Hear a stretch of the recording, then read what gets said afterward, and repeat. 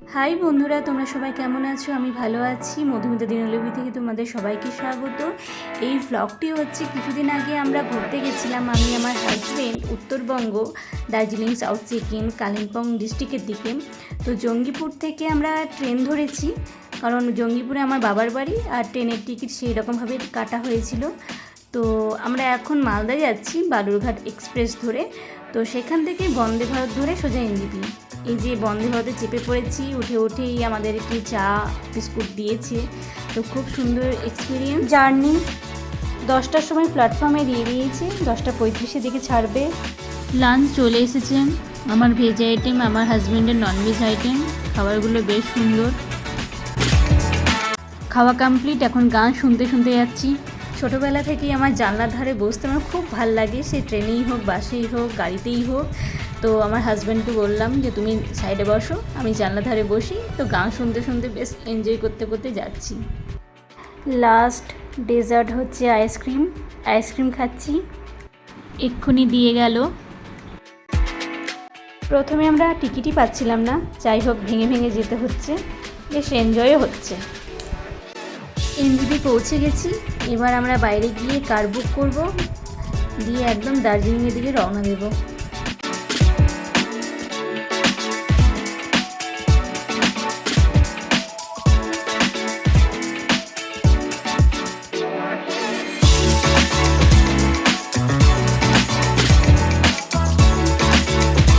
New Jalpaiguri শহরটি বেশ সুন্দর, বেশ ভালোই লাগে। আগের বছর এসেছিলাম, তখনও দেখেছিলাম। তো আমাদের উত্তরবঙ্গের দিকে আসা খুবই কম। এই যে টি স্টেটগুলো খুব সুন্দর লাগে দেখতে, খুবই ভালো লাগে উত্তরবঙ্গের দিকে 25 টি স্টেট।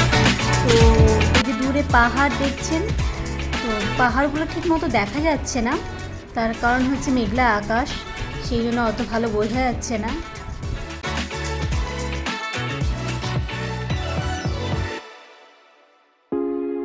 কি দারুণ না, সুন্দর লাগছে এইরকম মেঘলা আকাশ, তারপরে জার্নি, কানে হেডফোন দিয়ে গান শুনতে শুনতে যাওয়া, উফ, কোনো কথাই হবে না।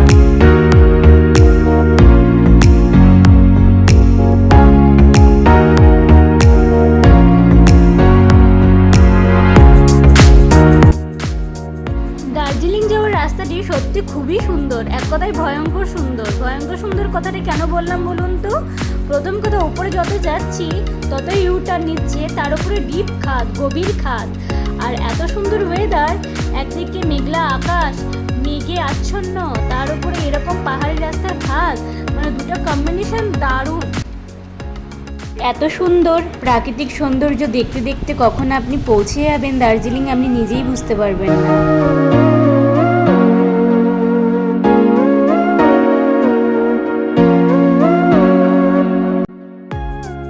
একদিকে পাহাড়ি রাস্তা, তার উপরে মেঘাচ্ছন্ন, এক কথায় অপূর্ব।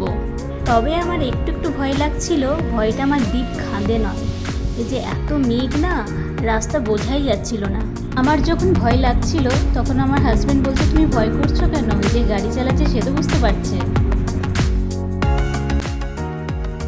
ফাইনালি দার্জিলিং চলে এসেছি। এবার যাওয়া হচ্ছে টাইগার হিলে। ভোর ভোর বেরিয়ে গেছি, সূর্য উদয় দেখার জন্য অধীর আগ্রহের অপেক্ষা।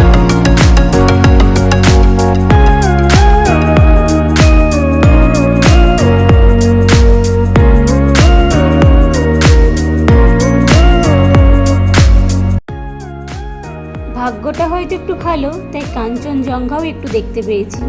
কাঞ্চনজঙ্ঘা এবারে খুব একটা ভালোভাবে দেখতে পাইনি আমরা। ভাবলেই আনন্দ লাগছে যে আমরা পাহাড়ের কোলে আছি। এখানে যারা থাকে তারা কতটাই না লাকি, প্রাকৃতিক সৌন্দর্যের সাথে তারা বাস করে। এবার দার্জিলিংয়ের সাইট সিনিংগুলো দেখা শুরু। এরপর ঘুরতে এলাম জাপানিজ বুদ্ধিস্ট টেম্পল। আমরা এখন টেম্পলের উপরের দিকে যাচ্ছি। কি সুন্দর পাখির ডাক, মন ভরে গেল।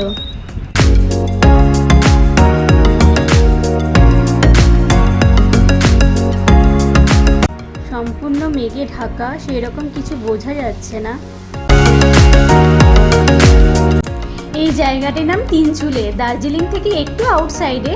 কি সুন্দর না চা বাগানগুলো, দারুণ লাগছে। তবে হ্যাঁ, এই চা বাগানের ভেতরে ঢুকে প্রচুর ফটো তুলেছি।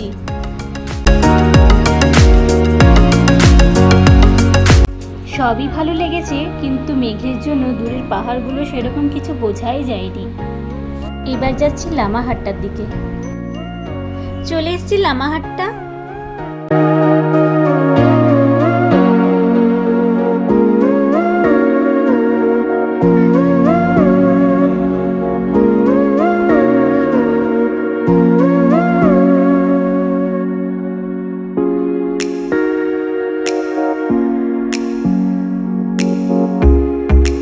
মধ্যে চলে এসেছি বাতাসি আলু।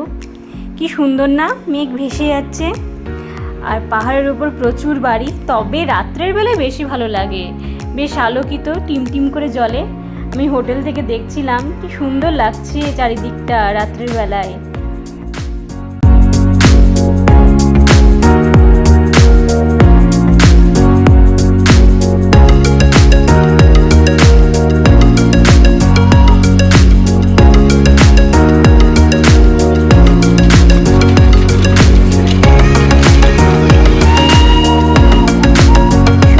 বাঙালিতে খাওয়া দাওয়া করে লাস্ট ভিজিট মেল রোড।